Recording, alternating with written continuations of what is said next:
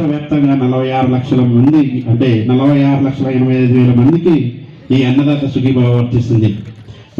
మన కాన్స్టిట్యూన్సీలో 35,000 మందికి ఈ యొక్క అన్నదాత సుఖీభావ ఈరోజు అంటే 6,000 రూపాయలు పడడం జరుగుతుంది.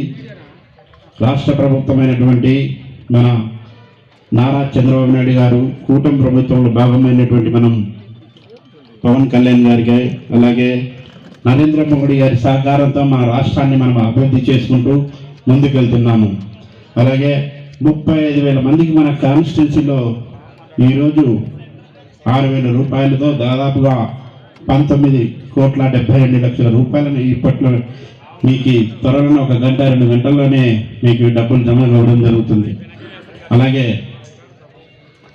మన నారా చంద్రబాబు నాయుడు గారు ముఖ్యంగా రైతులకి పక్షపాతి కాబట్టి రైతులు సంక్షేమాన్ని కోరే విధంగా ఆయన ఉల్లి రైతులకు కూడా మన రాష్ట్రంలో ఎక్కువ నష్టపోయిన వారికి దాదాపు హెక్టార్కి 50,000 రూపాయలు కూడా అందించడం జరిగింది.